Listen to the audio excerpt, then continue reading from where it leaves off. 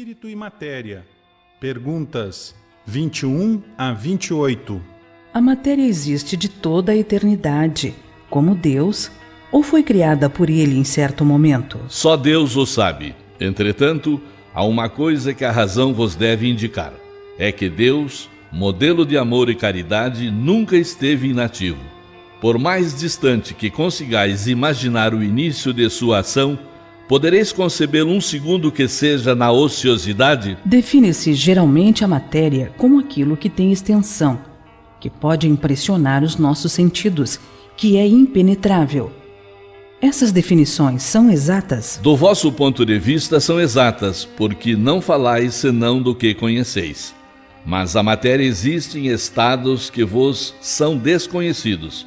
Pode ser, por exemplo, tão etérea e sutil que nenhuma impressão vos cause aos sentidos. Contudo, é sempre matéria, embora para vós não o seja. Que definição podeis dar da matéria? A matéria é o laço que prende o espírito. É um instrumento de que este se serve e sobre o qual, ao mesmo tempo, exerce sua ação. Deste ponto de vista, pode dizer-se que a matéria é o agente, o intermediário, com o auxílio do qual e sobre o qual atua o espírito.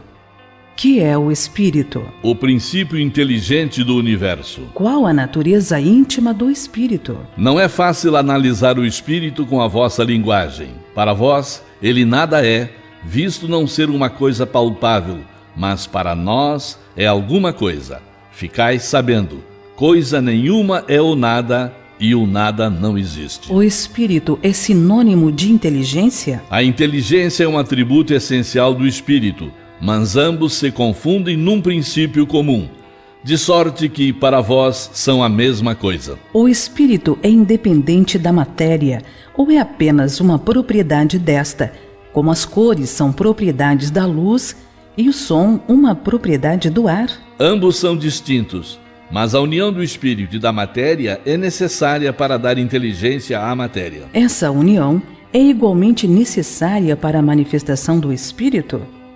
Entendemos aqui por espírito o princípio da inteligência, abstração feita das individualidades designadas por esse nome. É necessária para vós, porque não estáis organizados para perceber o espírito sem a matéria. Vossos sentidos não foram feitos para isso. Poder-se-á conceber o espírito sem a matéria e a matéria sem o espírito? Pode-se, sem dúvida, pelo pensamento. Haveria, assim, dois elementos gerais do universo, a matéria e o espírito? Sim, e acima de tudo, Deus, o Criador, o Pai de todas as coisas. Esses três elementos constituem o princípio de tudo o que existe, a Trindade universal.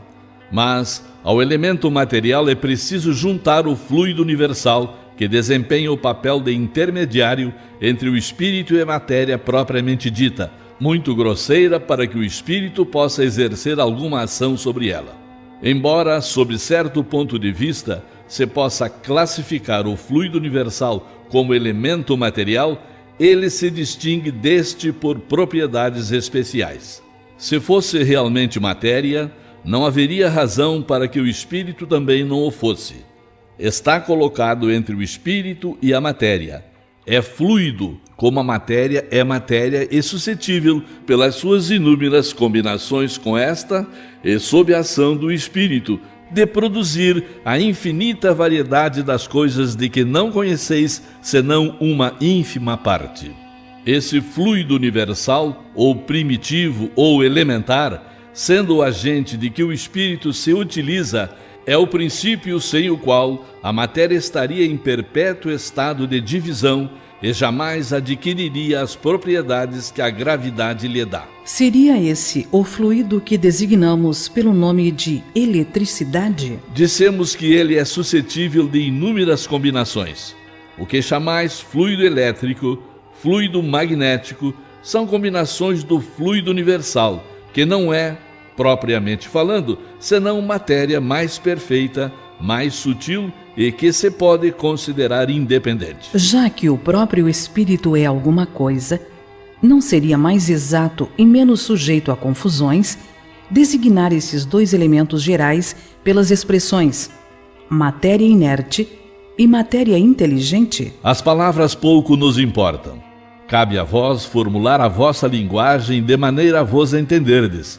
As vossas controvérsias provêm quase sempre de não vos entenderdes sobre as palavras, visto que a vossa linguagem é incompleta para exprimir as coisas que não ferem os vossos sentidos. Um fato patente domina todas as hipóteses. Vemos matéria que não é inteligente e vemos um princípio inteligente independente da matéria. A origem e a conexão destas duas coisas nos são desconhecidas. Quer elas tenham ou não uma fonte comum e os necessários pontos de contato, quer a inteligência tenha existência própria, ou seja, uma propriedade, um efeito, quer seja mesmo, segundo a opinião de alguns, uma emanação da divindade, ignoramos. Elas se nos revelam distintas, razão por que as admitimos formando os dois princípios constitutivos do universo. Vemos acima de tudo isso uma inteligência que domina todas as outras, que as governa, que se distingue delas por atributos especiais. É a essa inteligência suprema que chamamos Deus.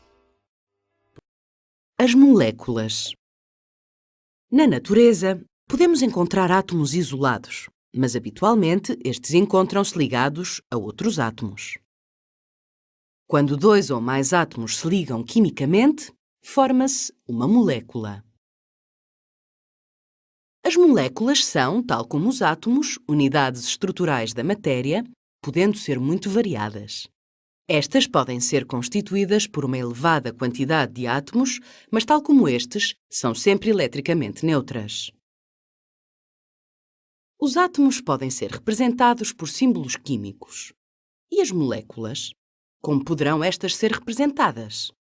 Tal como os átomos se juntam para formarem moléculas, os símbolos químicos também se podem juntar, originando fórmulas químicas.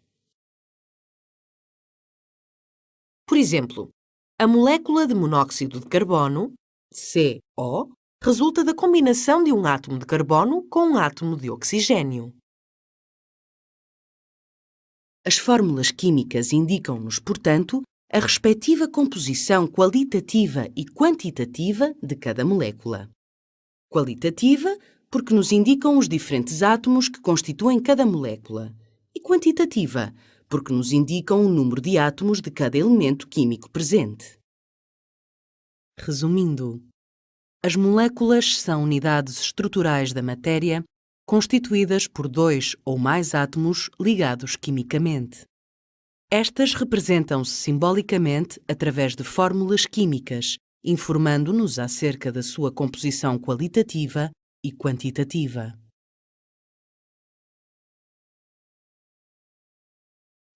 Olá, como vão todos? Fui convidado para discorrer um pouco sobre as propriedades da matéria, tema que está contido nas questões de número 29 a 34 de O Livro dos Espíritos. E falar sobre as propriedades da matéria, evidentemente nós temos que remontar ao princípio universal, que é o fluido universal. A doutrina espírita nos diz, já a partir da edição do Livro dos Espíritos, 1857, ainda com um mecanismo relativamente rudimentar de observação das partículas ultramicroscópicas, que toda a matéria é formada, modificada, alterada, seja ela mais densa ou menos densa, através do fluido universal. O próprio perispírito, a nossa constituição, também é formado pelo fluido universal. Esta partícula que é imponderável e que é infinitamente menor do que um átomo. Aliás, hoje a ciência já nos diz que nós temos em abundância no universo os neutrinos, que estima-se que sejam 100 milhões de vezes menor do que um próton, que é uma das partículas do átomo. Portanto, quando nós concebemos esse conceito de fluido universal, nós estamos falando de algo extremamente minúsculo, que ainda não podemos e não temos os aparelhos ainda suficientemente desenvolvidos para identificá-los. E a matéria, que é formada por esses elementos primários, ela vai se alternando de acordo com o universo, o campo em que vivemos. Por exemplo, aqui a nossa matéria física, a nossa roupagem física, ela é constituída de uma forma mais densa, aliás, extremamente densa. É o nosso veículo de manifestação na Terra, a nossa matéria. Quando nós desencarnamos, nós vamos nos manifestar no plano espiritual através do nosso perispírito, que também é matéria. É uma matéria muito mais sutil, mas ainda é um elemento semimaterial, portanto, ainda um pouco denso. Talvez, evidentemente, seja um pouco difícil nós considerarmos e concebermos essas verdades que estão contidas nas leis da natureza, mas é um fato irrefutável. E nós vamos verificar que, para mim, é de fundamental importância a eficácia do pensamento que vai produzir os efeitos nessas partículas ultramicroscópicas.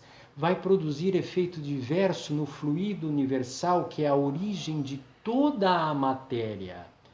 Portanto, é por isso que nós dizemos reiteradamente nas casas espíritas que a chave de tudo é o pensamento, porque a nossa matéria física, o nosso corpo físico, pode perfeitamente ser direcionado de acordo com a qualidade dos nossos pensamentos, com aquilo que nós escolhemos pensar durante a vida. Nós podemos ser saudáveis, escolher sermos saudáveis, com pensamentos enobrecedores, de fraternidade, com um espírito otimista, o foco no otimismo, mas podemos ser autogeradores de fluidos, que também são matéria, evidentemente, danosos para o nosso corpo físico, se os pensamentos forem viciosos e pessimistas. Portanto, a composição de toda e qualquer matéria, seja animal, vegetal ou uma matéria inerte, qualquer objeto, o princípio sempre é o mesmo. É o fluido universal, que cada vez mais aglomerado, condensado, essas partículas ultramicroscópicas formarão a matéria mais ou menos densa. Quando ela é menos densa, mais sutil, como no exemplo que demos, a composição do perispírito, é porque esse fluido universal, essas partículas não estão tão compactadas, elas estão mais desagregadas. E a chave do mundo espiritual com relação à interferência aqui no plano físico, ou seja, a interferência no plano material, é exatamente o pensamento que voltamos a reiterar esta verdade universal. Em pouco tempo era o que eu tinha a dizer. O nosso muito obrigado e uma mensagem que eu gostaria de deixar aqui a todos neste momento, neste período que vivemos de recolhimento. A mensagem é de esperança. Estamos atravessando um período diferente, mas estejam seguros que é um período necessário para uma transformação que será muito bem-vinda. Muita paz a todos e a todas.